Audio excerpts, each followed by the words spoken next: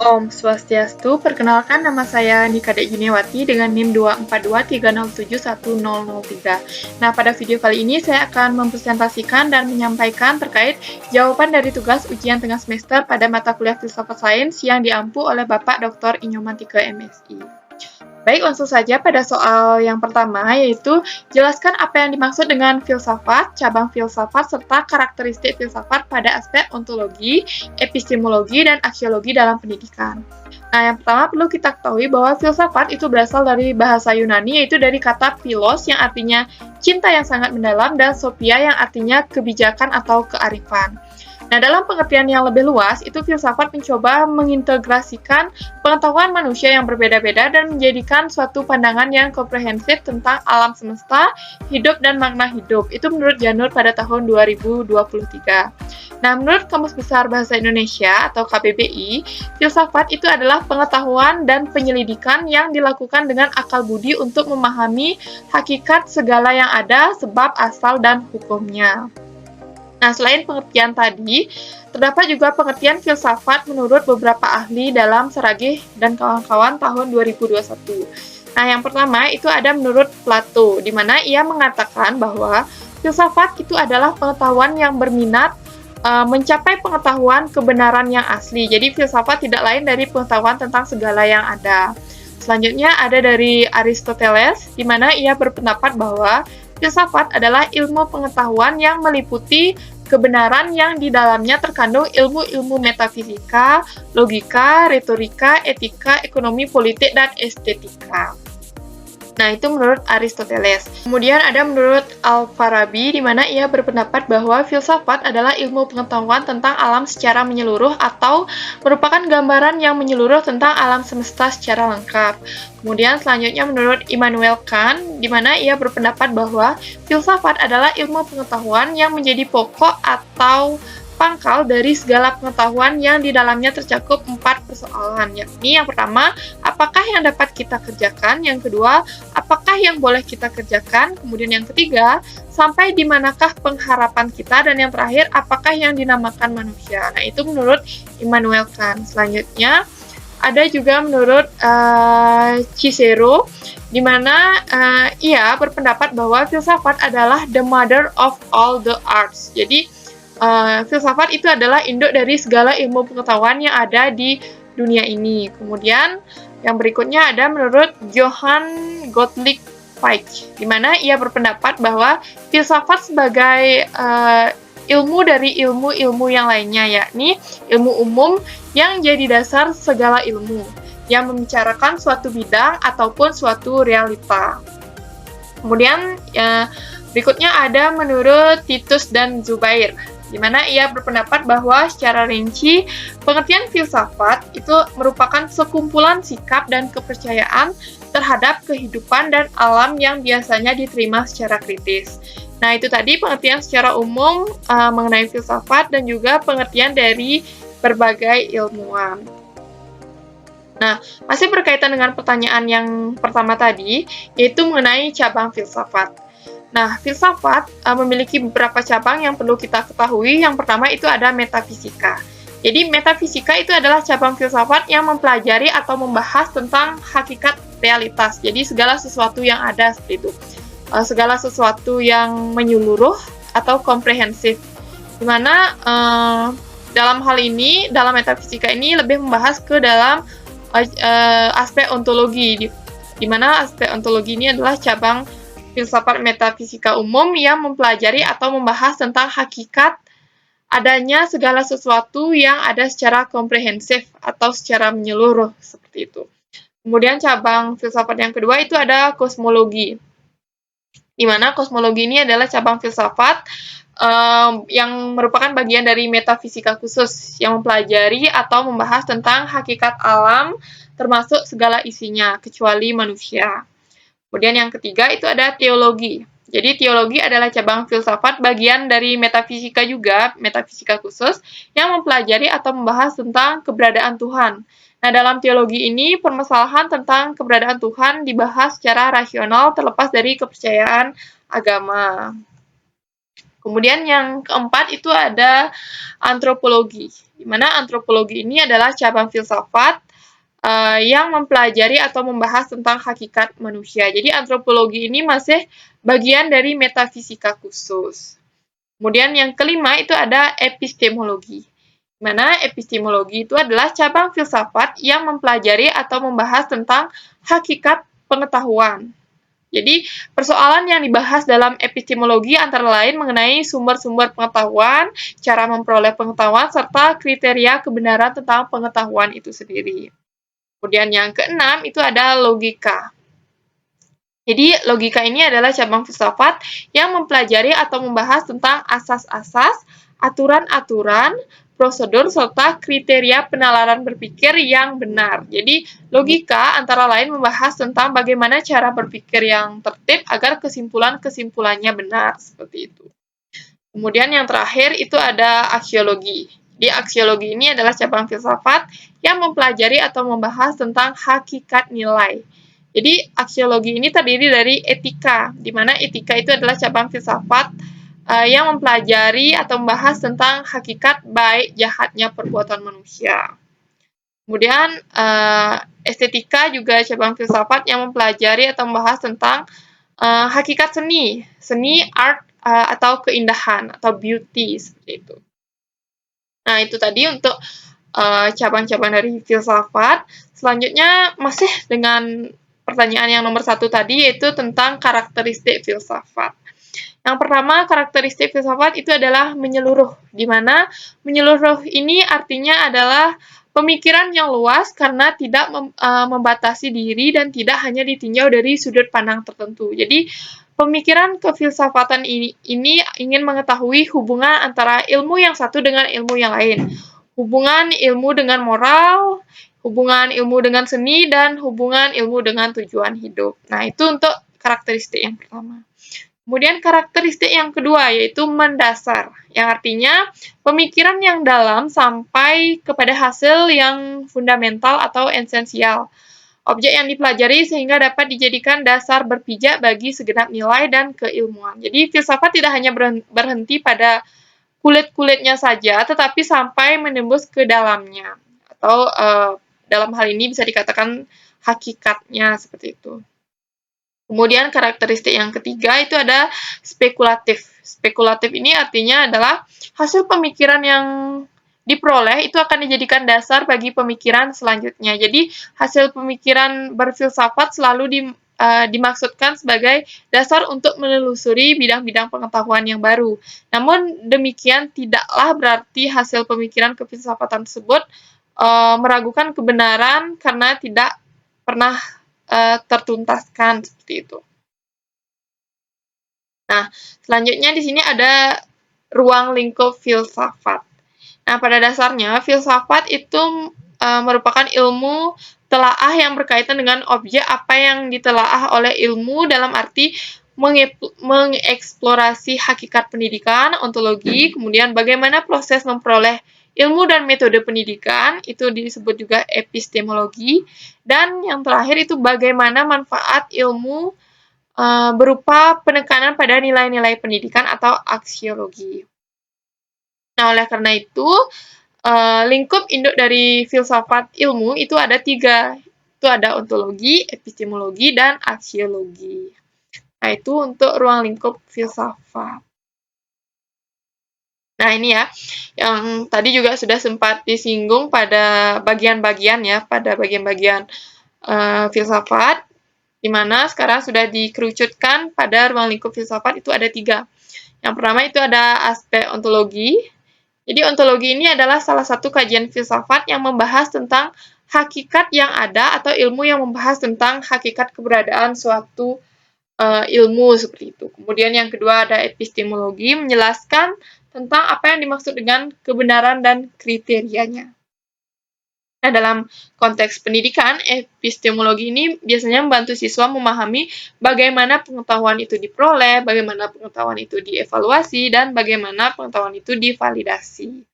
Kemudian yang terakhir itu ada aspek aksiologi. Jadi aksiologi ini membahas nilai secara teoritis mempelajari nilai-nilai atau norma-norma terhadap suatu ilmu. Jadi aksiologi itu lebih menjelaskan mengapa sesuatu itu bisa dinilai baik, mengapa sesuatu itu bisa dinilai buruk seperti itu. Kenapa benda ini bisa dinilai indah, benda ini bisa dinilai jelek seperti itu kurang lebihnya. Jadi berhubungan antara nilai-nilai etika dan estetika seperti itu. Itu untuk aksiologinya.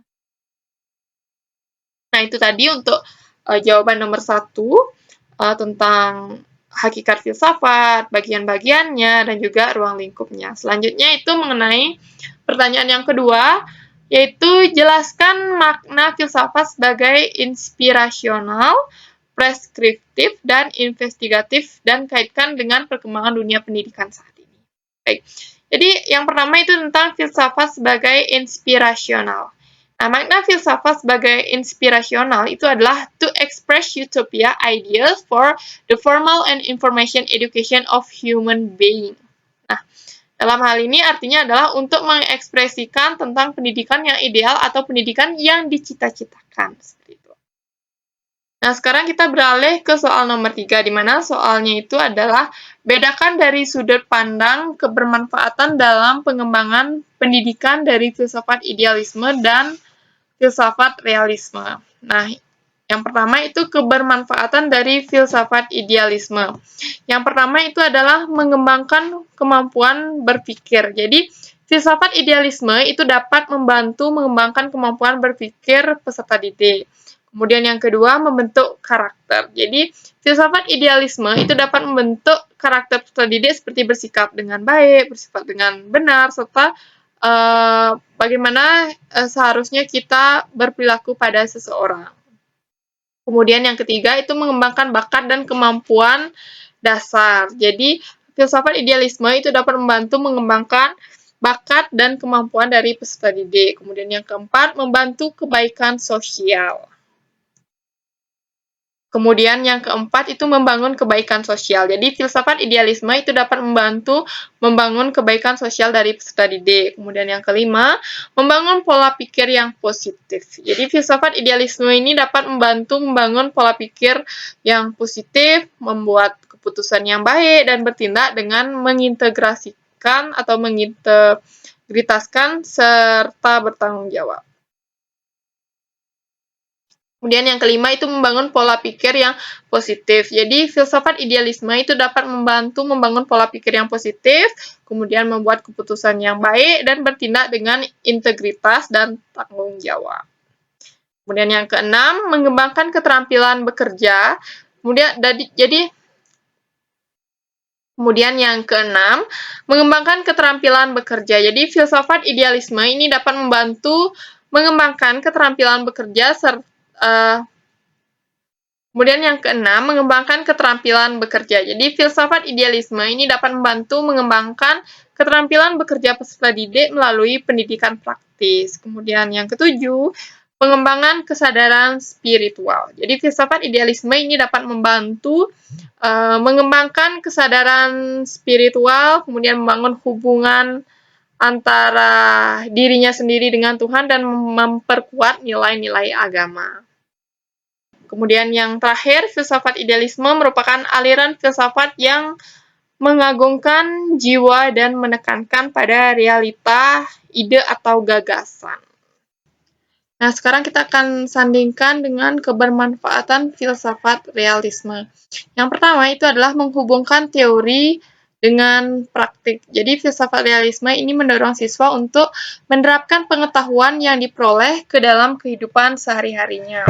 Kemudian yang kedua, membentuk karakter dan etika. Jadi, realisme ini menekankan pentingnya pembentukan karakter dan etika dalam pendidikan. Kemudian yang ketiga, mempersiapkan siswa untuk dunia profesional. Jadi, fokus pada pengetahuan yang objektif dan memungkinkan siswa untuk memperoleh keterampilan yang diperlukan untuk berhasil dalam berbagai karir dan lingkungan kerjanya nanti. Kemudian yang selanjutnya itu adalah memberikan landasan yang kokoh bagi pengembangan pendidikan. Jadi filsafat realisme ini memberikan landasan yang kokoh bagi pengembangan pendidikan yang berfokus pada pengetahuan yang objektif. Yang terakhir, realisme adalah aliran filsafat yang memandang bahwa dunia materi di luar kesadaran ada sebagai suatu yang nyata dan penting untuk kita kenal dan penting untuk kita ketahui. Kemudian kita beralih ke soal yang nomor 4, yaitu jelaskan perbedaan filsafat-filsafat dengan filsafat barat dari sisi implikasinya pada pendidikan. Baik, yang pertama kita akan coba paparkan mengenai perbedaan filsafat timur dan filsafat barat. Nah, filsafat timur itu lebih menaruh perhatian pada pendidikan dalam mempelajari persoalan-persoalan agama berdasarkan wahyu. Nah, sedangkan filsafat pendidikan barat itu lebih bersifat sepihak, yaitu memutuskan atau memusatkan perhatian pada bidang-bidang tertentu, tetapi mengabaikan pada aspek spiritual manusianya. Kemudian selanjutnya, filsafat timur itu berupaya mengembangkan filsafat komprehensif antara yang dunia dan antara duniawi dan yang sakral. Nah, sedangkan untuk filsafat barat itu hanya mengembangkan aspek duniawi saja. Kemudian, masih perbedaan filsafat timur dan barat. Filsafat timur itu peduli dan mengembangkan pendidikan untuk mewujudkan tujuan dasar hidup, yaitu beribadah kepada Tuhan dalam arti seluas-luasnya, sedangkan filsafat barat hanya mengedepankan akal. Kemudian berikutnya, selain bersifat teoritis, pemikiran dan gagasan filsafat timur juga bersifat praktis dan dapat diimplementasikan dalam bentuk perilaku. Jadi, adapun gagasan dan cita-cita filsafat barat itu sulit diwujudkan dalam tindakan, apalagi dijadikan pedoman hidup seperti itu. Jadi dapat disimpulkan bahwa filsafat barat dan filsafat timur ini adalah dua kerangka pemikiran yang memiliki akar budaya dan filosofis yang berbeda. Jadi sangat berbeda dan sangat signifikan perbedaannya seperti itu. Kemudian selanjutnya ada perbedaan filsafat Islam dan filsafat barat. Jadi yang pertama itu nilai ibadah. Jadi filsafat Islam itu merupakan proses investasi kemanusiaan yang mengandung nilai ibadah, sedangkan filsafat barat itu hanya mengandung proses kemanusiaan dan tidak bernilai ibadah seperti itu. Selanjutnya berkaitan tentang pandangan kebenaran. Jadi filsafat barat ini mengutamakan kebenaran akal daripada wahyu, sedangkan filsafat Islam itu membuat kebenaran akal selalu dialogis dengan kebenaran wahyunya. Kemudian berikutnya, paham-paham yang mendasari. Jadi filsafat pendidikan barat itu didasarkan pada paham-paham rasionalisme, empirisme, humanisme, kapitalisme, eksistensialisme, relativisme, ateisme, dan yang lainnya. Kemudian selanjutnya perhatian pada aspek spiritualnya. Jadi filsafat pendidikan barat itu lebih bersifat sepihak dia. Jadi memutuskan perhatian pada bidang-bidang tertentu tetapi mengabaikan pada aspek spiritual manusianya. Kemudian yang terakhir itu akar dari budaya dan filosofis. Jadi filsafat barat itu berasal dari Yunani pada abad ke-6 dan abad ke-5 sebelum Masehi, sedangkan filsafat timur itu berasal dari berkembang sebagian besar di Asia dan Timur Tengah. Itu terkait perbedaan dua pandangan filsafat tadi. Kemudian kita beralih ke pertanyaan yang terakhir, yaitu pertanyaan nomor 5. Pragmatisme itu adalah aliran filsafat yang mengajarkan bahwa kebenaran dari segala sesuatu berdasarkan kepada manfaat yang diberikannya, atau hal ini dinilai dari kebergunaannya bagi tindakan manusia untuk kehidupannya. Nah, bagaimanakah pragmatisme itu mendorong filosofi yang lebih sukses di zaman modern khususnya dalam bidang pendidikan? Dan sebutkan siapa-siapa saja yang mencetuskan filsafat tersebut. Nah, pertama perlu kita ketahui, pragmatisme itu adalah aliran filosofi yang menekankan pentingnya aplikasi praktis dan manfaat konkret dari ide dan teori dalam kehidupan sehari-hari. Nah, cara dari pragmatisme ini mendorong filosofis yang kuat dan lebih sukses di zaman modern adalah menekankan pada pengalaman langsung. Jadi, menekankan pada keterlibatan aktif siswa, keterlibatan langsung dari siswa seperti itu, dan menekankan kegunaan praktisnya. Nah, berikut merupakan beberapa cara dari pragmatisme mendorong filosofi pendidikan. Yang pertama itu adalah pengetahuan yang berguna.